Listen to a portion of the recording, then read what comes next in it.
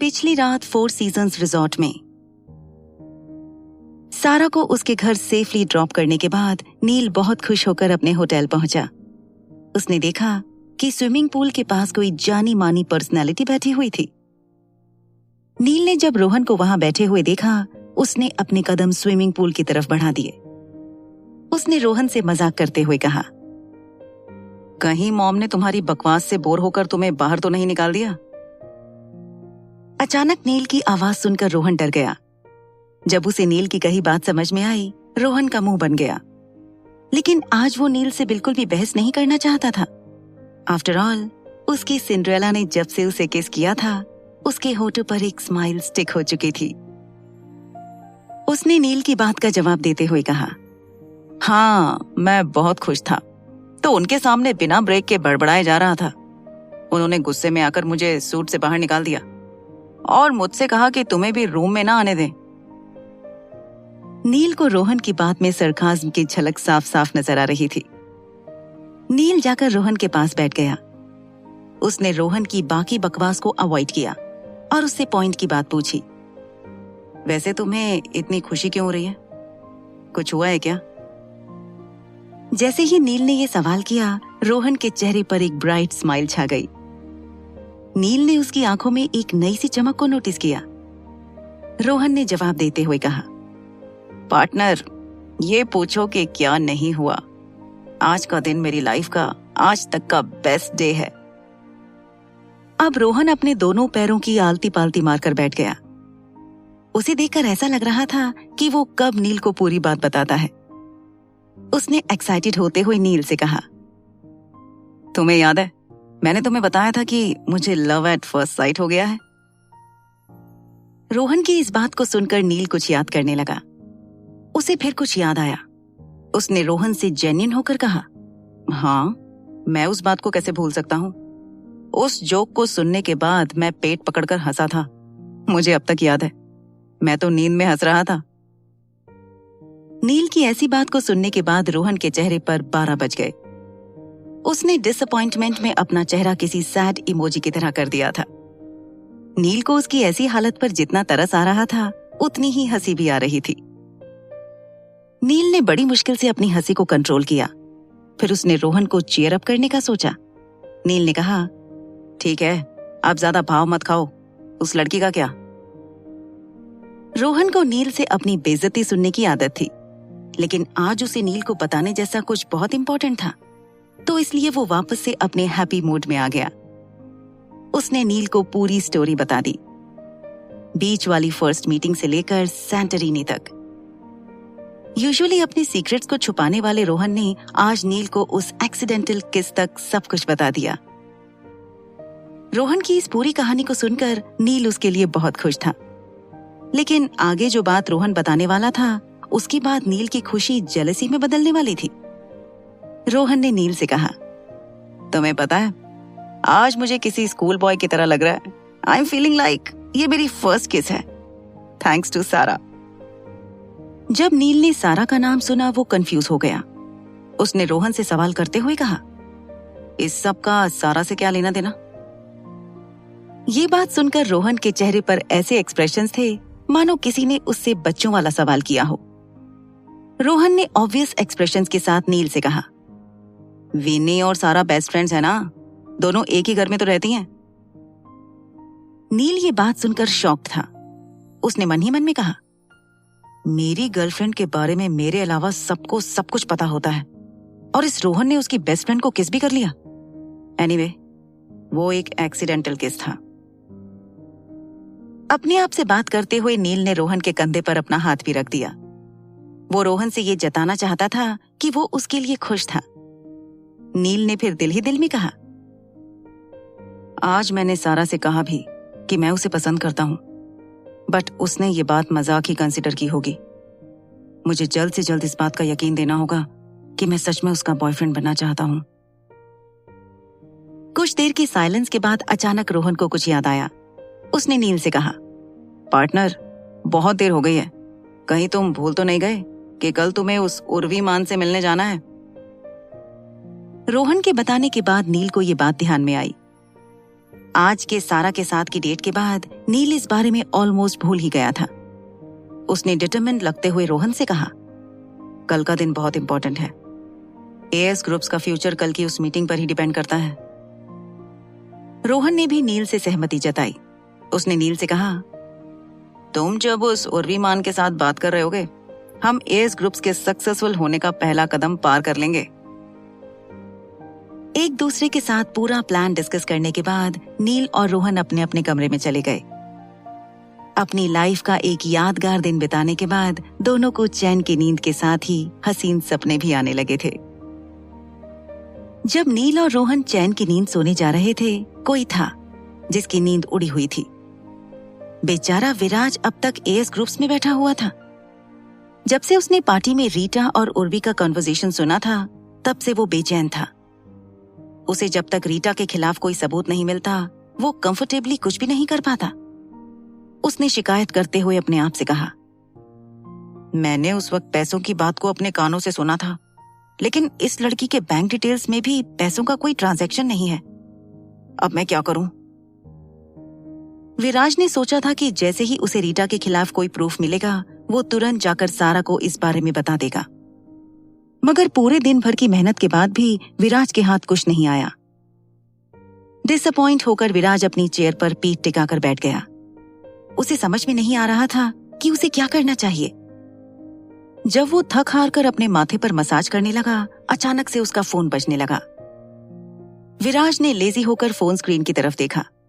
वहां पर कोई अननोन नंबर फ्लैश हो रहा था। विराज ने अपने आप से ही कहा, रात के 11 बजे किसने कॉल किया होगा? फिर विराज ने कॉल आंसर किया। उसने कहा, हेलो, कौन बात कर रहा है? विराज के सवाल पर किसी ने कोई जवाब नहीं दिया। अब विराज सच में बहुत क्यूरियस फील करने लगा। वो जैसे ही फोन को अपने कानों से दूर करने वाला था, उसने किसी की आवाज सुनी। तुम अब तक ऑफिस में क्या कर रहे हो? विराज पहले तो किसी लड़की की आवाज सुनकर सोच में पड़ गया था, लेकिन जब उसने उसके ऐसे सवाल को सुना, वो दंग रह गया। उसने डाउट के साथ सवाल करते हुए कहा, कौन बात कर रहा है और आपको कैसे पता कि मैं ऑफिस में हूं? विराज अपने आप को स्ट्रांग होने का प्रिटेंड करने लगा। घबराकर उसने ऑफिस के हर कोने में देखा, लेकिन वहां कोई भी नहीं था। फोन की दूसरी तरफ से उस लड़की ने कहा, क्योंकि तुम्हारी बाइक अभी भी एएस ग्रुप्स की पार्किंग में पार्क की हुई है। विराज को ये बात सुनकर एहसास हुआ कि उसने ये आवाज पहले भी कहीं पर सुनी थी। उसने अपना सवाल रिपीट करते हुए कहा, आप कौन बात कर रही हैं? क्या मैं आपको जानता हूं? विराज का ये सवाल बहुत ही लॉजिकल था। फोन के दूसरी तरफ से उस लड़की ने कहा, तुम मुझे भूल कैसे सकते हो? मेरे रूम में और दिल में जबरदस्ती घुसने के बाद तुम्हें याद भी नहीं है कि मैं कौन हूं? उसकी ये बात सुनकर विराज पहले तो कंफ्यूज हो गया, लेकिन फिर उसे याद आया कि कल वो किसी के रूम में परमिशन के बिना घुस गया था। उसने शॉक्ड होते हुए कहा, टावल वाली लड़की? आप कल वाली लड़की हो? विराज की ऐसी बात सुनकर पीहू का मुंह बन गया। उसने विराज को वार्न करते हुए कहा, कल वाली लड़की से तुम्हारा क्या मतलब है? क्या तुम रोज अलग अलग लड़कियों के रूम में जाते हो? कल तक ठीक था, बट अब से तुम सिर्फ मेरे ही रूम में आ सकते हो, समझ गए? विराज अब नर्वस होने लगा। उसने घबराते हुए पीहू से कहा, हाँ ठीक है। पीहू की वार्निंग पर अनकॉन्शियसली हामी भरने के बाद विराज को कुछ गलत कहने का एहसास हुआ। उसने तुरंत अपनी बात को करेक्ट करते हुए कहा, नहीं, मैं आपके कमरे में भी नहीं आऊंगा। बाय द वे, आपने मुझे इस वक्त कॉल क्यों किया है?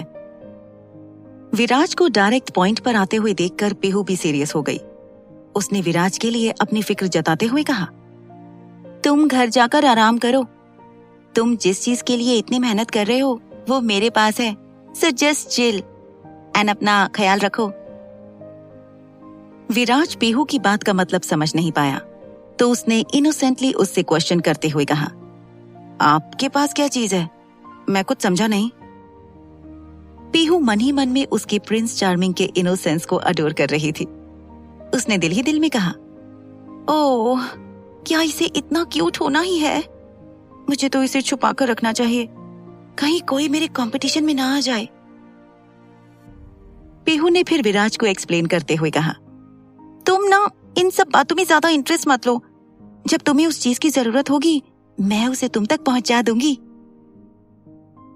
विराज पीहू के इस जवाब को सुनकर पहले से और ज्यादा कंफ्यूज हो गया। उसने उस टावल वाली लड़की से इस बारे में और कुछ भी ना पूछने का फैसला किया।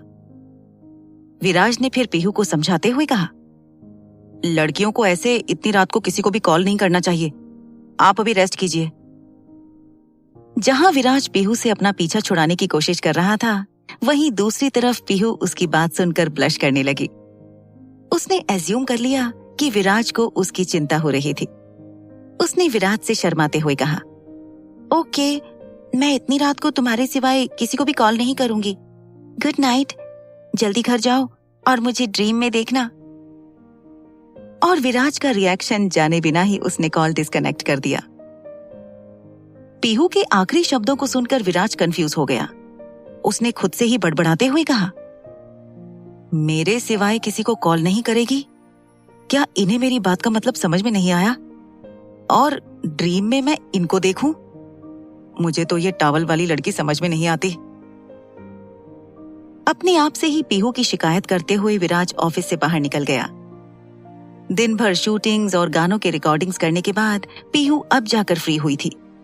लेकिन काम से छुट्टी होने के बाद भी उसे पहला ख्याल विराज का आया था। चाहत फीलिंग ही ऐसी है।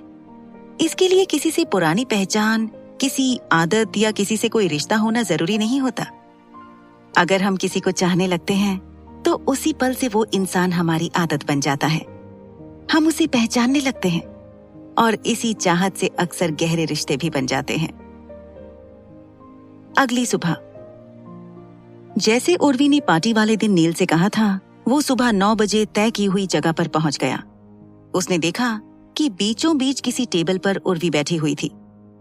ये जगह थोड़ी क्राउडेड थी। नील जाकर उसके सामने वाली चेयर पर बैठ गया। उसने उर्वी से सीधे पॉइंट की बात करना सही समझा। नील ने सवाल करते हुए कहा, मुझे यहां बुलाने की क्या वजह है? उर्वी ने नील के ऐसे ही रिएक्शन को एक्सपेक्ट किया था। उसने नील के सवाल के बदले उसे ही सवाल किया, आप क्या लेना चाहेंगे मिस्टर सब्बरवाल? नील ने अपनी आंखें रोल कर लीं। उसने अपना सवाल रिपीट करते हुए उर्वी से पूछा, मुझे यहाँ पर क्या बताने के लिए बुलाया है? नील के ऐसे इम्पेशंस को देखकर उर्वी ने उससे हार मान ली। उसने नील से पूछा, मैं जानती हूँ कि आप सारा के बॉयफ्रेंड नहीं हो। क्या मैं गलत कह रही हूँ मिस्टर सब्बरवाल? नील को उर्वी की सारी बातें किसी बकवास से कम नहीं लग रही थी। उसने सच बताते हुए उर्वी से कहा, यस, यू आर राइट, सारा मेरी गर्लफ्रेंड नहीं है। नील ने जैसे ही ये बात कही, उर्वी के चेहरे पर कामयाबी भरी मुस्कान थी। नील उसके ऐसे एक्सप्रेशंस को देखकर समझ गया कि जरूर उर्वी ने कुछ प्लान किया होगा। जब नील उर्वी के प्लान को समझने की कोशिश कर रहा था, उसने किसी को देखा। ये वही रिपोर्टर था जिसने एएस ग्रुप्स के स्कैंडल वाले दिन सारा को धक्का देकर गिराया था। नील तब से उस रिपोर्टर का चेहरा भूल ही नहीं पाया था। नील ने मन ही मन में कहा, ये बदतमीज आदमी यहाँ क्या कर रहा है? इसने सारा के साथ जो बर्ताव किया था, उसके बाद ये आज पहली बार दिख रहा है। एक मिनट, ओह, तो ये इस उर्वी का प्लान है। मे बी इस वक्त मैं किसी न्यूज चैनल पर लाइव आ रहा हूँ। वाओ, ये उर्वी कुछ ज्यादा ही शैतानी दिमाग वाली है। उर्वी का प्लान साफ था। वो नील को अंधेरे में रखकर उसकी और सारा के रिश्ते की सच्चाई दुनिया के सामने लाना चाहती थी। जब नील ये सब प्रोसेस कर रहा था, उसे ये बात ध्यान में आई कि उर्वी उसे पूरी तरह से फंसा चुकी थी। नील अब सोचने लगा कि उसे आगे क्या करना चाहिए। उर्वी ने फिर नील से सवाल करते हुए कहा, तो फिर आप दोनों ने सब मीडिया वालों के सामने झूठ क्यों कहा? क्या ये सब एएस ग्रुप्स के प्रॉफिट के लिए किया था? अब ये सवाल नील के लिए एक इम्तिहान लेकर आया था। उसने कुछ सोचने के बाद मन ही मन में एक फैसला किया। अब उसके चेहरे पर एक अलग ही कॉन्फिडेंस नजर आ रहा था। उसने उर्वी को जवाब देते हुए कहा, आपसे किसने कहा कि मैंने झूठ कहा था? अब तुम सारा की पुरानी दोस्त हो तो मैं तुम्हें बता ही देता हूँ। मैं बहुत जल्द ही उसे प्रपोज करने वाला हूँ। अब वो मेरी गर्लफ्रेंड नहीं, मेरी होने वाली फियांसे है। नील की कही ये बात सुनकर उर्वी दंग रह गई। उसका बड़ी मेहनत से एग्जीक्यूट किया हुआ प्लान नील ने बड़ी आसानी से फ्लॉप कर दिया था। उसने इरिटेट होते हुए मन ही मन में कहा, व्हाट द हेल, ये सारा कौन से भगवान को खुश करके ऐसी किस्मत लेकर आई है। हर बार एक सिंपल से पॉइंट से ये लड़की बच जाती है। और ये नील, इस लड़के को मैंने अंडर एस्टिमेट किया। अब ये दोनों फिर से ट्रेंडिंग न्यूज में रहेंगे। Damn it. उर्वी ने फिर नील से नाटक करते हुए कहा, ओह, मैं सारा और आपके लिए खुश हूं। आई होप कि सारा आपके प्रपोजल को हाँ कर दे। मुझे अभी कुछ काम है, मैं निकलती हूं। इससे पहले कि रिपोर्टर्स का ध्यान उर्वी पर जाता, उसने वहां से जल्द निकल जाना सही समझा और वो वहां से चली गई। नील को इस बात की खुशी थी कि उसके किसी गलत कदम से एएस ग्रुप्स और सारा के लिए नई मुसीबत पैदा नहीं हुई थी। उसने मन ही मन में कहा, मुझे लगा नहीं था कि ये लड़की इतनी होशियार होगी। शायद इसी वजह से ये और सारा एक दूसरे के ओपोनेंट्स हैं। अपने आप से बात करते हुए नील को कुछ याद आया। उसने खुद से ही खुद की शिकायत करते हुए कहा, ओह गॉड, मैंने इस उर्वी का प्लान फेल करने के चक्कर में एक नया झूठ कह दिया। इस बार मैं बुरा फंसने वाला हूं। अब मेरी गर्लफ्रेंड मुझसे एक बार फिर से नाराज होने वाली है।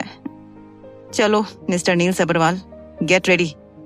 तुम्हें एक बार फिर से माफी मांगने की प्रैक्टिस शुरू करनी पड़ेगी। मुझे ना अपना नाम ही बदल लेना चाहिए, नील सब्रवाल से सीधा सॉरी सब्रवाल। नील ने फिर अपने आज के दिन से माफी मांगने के स्केड्यूल को दिल ही दिल में प्लान किया और वो उस कैफे से चला गया। उसे देखकर ऐसा लग रहा था जैसे वो बहुत ही नॉर्मल बिहेव कर रहा हो, मानो उसे रिपोर्टर्स के वहां होने का कोई आइडिया ही नहीं था। नील तो अपना काम कर चुका था, लेकिन अब सभी सोशल मीडिया यूजर्स अपने काम पर लग गए। जैसे ही न्यूज का लाइव टेलीकास्ट अपने क्लाइमैक्स पर आया और नील ने सारा को जल्द ही प्रपोज करने की तमन्ना जताई, कई सारे लोग कमेंट्स करने लगे। किसी यूजर ने कमेंट करते हुए लिखा, वाओ, क्या नील ने वही कहा जो मैंने अभी सुना? क्या वो सच में सारा मलिक को प्रपोज करने वाला है? तो किसी और ने कमेंट करते हुए उस यूजर के सवाल का जवाब दिया। उसने लिखा, हाँ, हम सब ने भी यही सुना है। नील ने तो सारा को अपनी वुड बी फियांसे भी कह दिया। एक्साइटेड। किसी और ने कमेंट करते हुए लिखा, ओह माय गॉड, इस न्यूज के बाद मेरे चेहरे से स्माइल गायब ही नहीं हो रही। Power couple. जब पहले किसी न्यूज चैनल ने लाइव इवेंट शुरू किया, सब सारा और नील का झूठ ये कैप्शन पढ़कर दंग रह गए। अगर आज उन्हें सारा और नील के रिलेशनशिप का सच पता चलता तो सब बहुत डिसअपॉइंट हो जाते। लेकिन आज नील ने जो अनाउंसमेंट की थी, उसके बाद सारा और नील के सभी फैंस बहुत एक्साइटेड थे।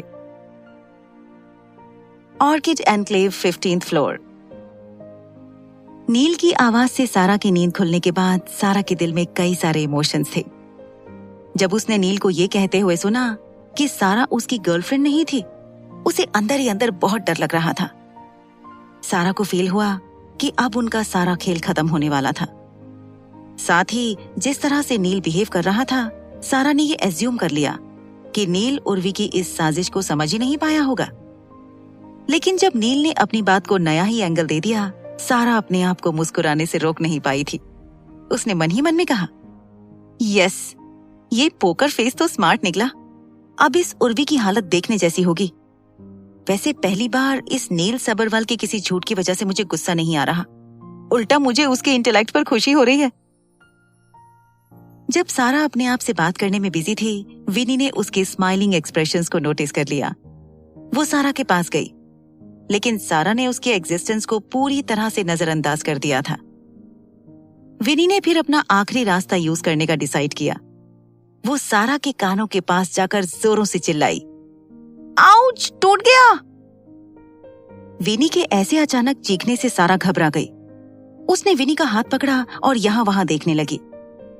बहुत ढूंढने पर भी उसे कुछ भी टूटा हुआ नहीं दिखा। सारा कंफ्यूज होकर विनी की तरफ देखने लगी। उसने विनी से क्वेश्चन करते हुए कहा, क्या टूट गया? सब कुछ सही तो है? सारा अपना सवाल पूछते हुए बहुत डरी हुई लग रही थी। उसके चेहरे पर छाए हुए ऐसे एक्सप्रेशंस को देखकर विनी हंसने लगी। विनी को ऐसे हंसते हुए देखकर सारा समझ गई कि विनी उसके साथ कोई मजाक कर रही थी। सारा मुंह बनाते हुए काउच पर जाकर बैठ गई। हंसते हुए विनी ने सारा के सवाल का जवाब दिया। उसने कहा, तेरा कभी किसी से प्यार न करने का प्रॉमिस टूट गया। तू कहा करती थी ना कि तू कभी भी किसी से प्यार नहीं करेगी। देख, तेरा वो वादा टूट गया।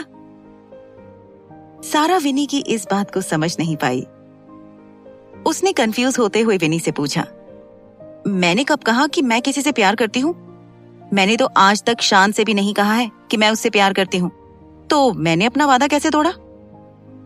ये जाहिर सी बात थी कि सारा शान को अपना बॉयफ्रेंड कहती थी, लेकिन उस रिश्ते में सारा ने शान से पहले ही क्लियर कर दिया था कि वो कभी भी उससे प्यार नहीं कर पाएगी। सो इसलिए सारा ने अपनी सफाई में एक लॉजिकल एक्सप्लेनेशन पेश किया। लेकिन विनी उसकी बात से जरा भी कन्विंस नहीं हुई। उसने अपनी बात पर अड़े रहकर सारा से कहा, अरे उस घमंडी शान के बारे में कौन बात कर रहा है? मैं तो तेरे प्यारे और अक्लमंद असिस्टेंट नील सबरवाल की बात कर रही थी। तूने कुछ कहा हो या ना कहा हो, तेरी आंखें तो अलग ही सिग्नल दे रही हैं। तुझे पता नहीं होगा, लेकिन तू टीवी की तरफ बहुत प्यार से देख रही थी। विनी अपनी बात कहते हुए बहुत कॉन्फिडेंट लग रही थी, लेकिन विनी की यह बात सुनकर सारा की आंखें घूम गईं। उसने विनी को डांट लगाते हुए कहा, देखो, पहले तो शान को घमंडी कहना बंद करो। वो एक बहुत ही पोलाइट लड़का है। तुम उसके बारे में ज्यादा कुछ भी नहीं जानती, सो स्टॉप जजिंग हिम। और दूसरी बात, मेरी आंखें कोई भी सिग्नल वगैरह नहीं देती हैं। सारा विनी को डांट लगाते हुए सीरियस लग रही थी। सारा ने मन ही मन में कहा, ये विनी भी ना आजकल थोड़ी ज्यादा ही बड़बड़ करने लगी है। इसे यहां से भगाना पड़ेगा, नहीं तो बेकार में मेरा दिमाग खाती रहेगी। सारा ने फिर टॉपिक बदलते हुए विनी से कहा, आज सैटरडे है, ब्रेकफास्ट बनाने की तेरी टर्न है। ब्रेकफास्ट कहाँ है? मुझे भूख लग रही है। सारा की कही ये बात सुनकर विनी तुरंत किचन की तरफ भाग गई। विनी के वहां से जाने के बाद सारा ने अपने आप से बड़बड़ाते हुए कहा, कहीं ये विनी सच तो नहीं कह रही थी ना? नहीं, मैं भी ना ये क्या सोच रही हूँ। वैसे आज नील की होशियारी से मैं इम्प्रेस तो हुई हूँ, लेकिन प्यार, ये थोड़ा ज्यादा ही एग्जैजरेटिंग हो रहा है। सोचते हुए सारा को कल रात नील के साथ बिताया हुआ वक्त याद आने लगा और उसके चेहरे पर फिर से एक स्माइल छा गई। टीवी पर अभी भी नील की कही बात अभी भी बार बार टेलीकास्ट हुए जा रही थी। सारा को वो देखते हुए अचानक से उर्वी का चेहरा नजर आया। सारा के चेहरे पर अब एक इंटेंसिटी ने जगह ले ली। अचानक सारा को कुछ याद आया। वो दौड़कर अपने रूम में गई। उसने अपना फोन उठाया और किसी को कॉल करने लगी। जैसे ही सारा का कॉल कनेक्ट हुआ, किसी ने झट से कॉल रिसीव कर लिया। रोहन ने एक्साइटेड होते हुए सारा से कहा, congratulations my dear would be भाभी। वैसे बता दूं, नील पहले इतना स्मार्ट नहीं था। वो तो मुझसे मिलने के बाद उसका दिमाग इतना तेज दौड़ने लगा है। सारा ने रोहन को किसी इंपॉर्टेंट बात के लिए कॉल किया था, लेकिन अपने नेचर के अकॉर्डिंग रोहन बकवास करने लगा। रोहन के मुंह से वुड बी भाभी सुनकर सारा इरिटेट होने लगी। ऊपर से रोहन ने अपनी बातों को सेल्फ लव का तड़का भी मारा था। सारा ने अपने यूजुअल बॉसी अंदाज में रोहन से कहा, ये सब बातें बंद करो, अभी तुम कहाँ हो? रोहन को समझ नहीं आ रहा था कि सुबह सुबह उसकी फ्रेंड के मूड को क्या हुआ था। रोहन को फिर कुछ ध्यान में आया। उसने मन ही मन में कहा, ओ, नील ने झूठ बोलकर कंपनी को तो बचा लिया, लेकिन सारा को ये बात बिल्कुल भी पसंद नहीं आई होगी। आफ्टर ऑल, सारा तो रिलेशनशिप में रहने के झूठ से इतनी नाराज हो गई थी। अब तो उसका गुस्सा 7वें आसमान पर होगा। I need to be careful. Rohan ने फिर नर्वस होते हुए सारा से सवाल किया, वो तुमने कॉल किया, कुछ इंपॉर्टेंट काम है क्या? रोहन की ऐसी बात सुनकर सारा के चेहरे पर प्राउडली स्माइल छा गई। उसने अपनी तारीफ करते हुए खुद से ही कहा, good, this is like a strong CEO. ऐसे ही सबको डरा कर रखना चाहिए। आया बड़ा भाभी का देवर। ओह सारा, बी सीरियस, पॉइंट पर आओ। रोहन अभी भी सारा के जवाब का वेट कर रहा था। उसने कहा, हेलो हेलो सारा। रोहन की बात सुन सारा ने मुद्दे पर आते हुए कहा, रोहन, अभी के अभी रोजवुड वाले एड को रिलीज कर दो। और हमारे पब्लिक रिलेशंस टीम से कहो कि रोजवुड का प्रमोशन शुरू करें। रोहन सारा की बात को समझ गया। वो ये अच्छे से जानता था कि कोई भी पर्सनल प्रॉब्लम भी क्यों ना आ जाए, सारा हमेशा प्रोफेशनल इश्यूज को सबसे पहले प्रायोरिटी देती है। रोहन ने फिर सारा से कहा, ओके, मैं अभी ये सब मैनेज करता हूं। कॉल डिस्कनेक्ट होने के बाद रोहन ने रोशेल और विराज को कॉल करके कहीं मिलने को कहा।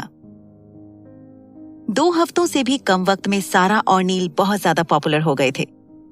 उन दोनों के रोमांटिक रिलेशनशिप के हजारों फैंस बन गए थे। यहाँ तक कि अलग अलग सोशल मीडिया प्लेटफॉर्म्स पर उनके फैन पेजेस भी बन गए थे। और अब किसी फैन पेज के किसी यूजर ने सारा और नील का एक वीडियो पोस्ट कर दिया।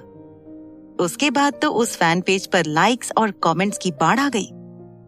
उस यूजर ने पोस्ट के कैप्शन में कहा था, power couple in rosewood resorts advertisement. सारा ने जैसा कहा था, रोहन और रोशेल ने एएस ग्रुप्स के ऑफिशियल वेबसाइट पर एड का वीडियो पोस्ट कर दिया था। उस वीडियो को कुछ ही मिनटों में मिलियंस व्यूज मिल गए। लोग पागलों की तरह उस वीडियो को बार बार देखे जा रहे थे। सैंटोरिनी आइलैंड्स के खूबसूरत नजारे के साथ सारा और नील की रोमांटिक केमिस्ट्री लोगों को बहुत भा रही थी। उन्होंने कमेंट करते हुए कहा, नीसा की तरफ से आज के दिन का दूसरा gift, I love this couple. सारा और नील के फैंस ने तो उन दोनों के रिश्ते को नया नाम भी दिया था, नीसा। तो किसी और ने कमेंट में लिखा, ये दोनों एक दूसरे के लिए ही बने हैं। आई विश कि नील जल्द ही हमारी सारा को प्रपोज करे। इस एड से सिर्फ सारा और नील की पॉपुलैरिटी ही नहीं, रोजवुड रिजॉर्ट का बिजनेस भी ऊंचाइयां छू रहा था।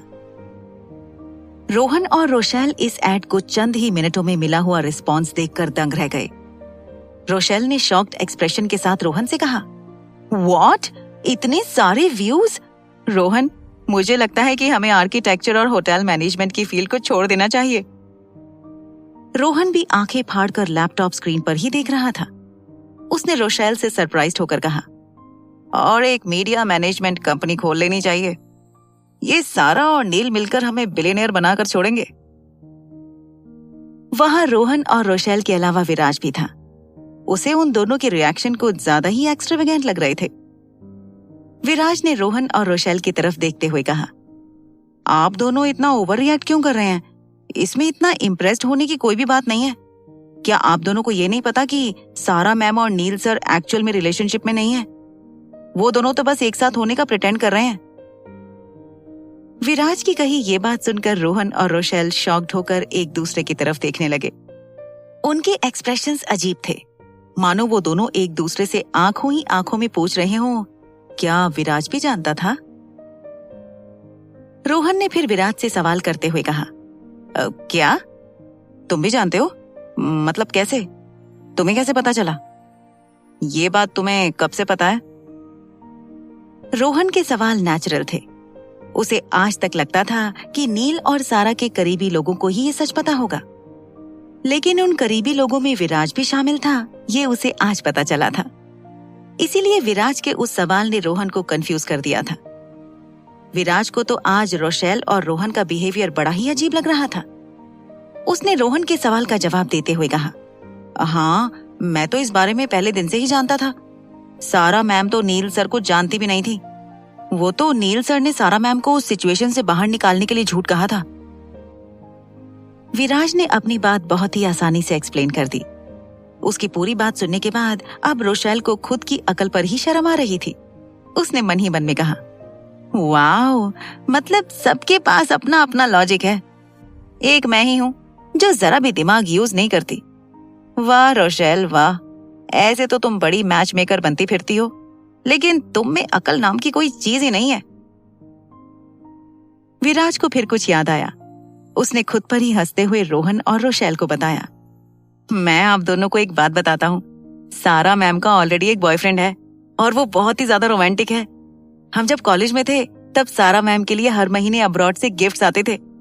मैंने उसे देखा नहीं है, इसलिए जब मैं अर्जुन सर से मिला था तो मुझे लगा कि वही सारा मैम के बॉयफ्रेंड होंगे, बट वो उनके भाई निकले। एनीवेज, मैं तो सारा मैम के असली बॉयफ्रेंड से मिलना चाहता हूँ। विराज की कही ये बात सुनकर रोहन और रोशेल को एक नया ही झटका लगा था। अब ये झटका नील को लगने की ही देर थी।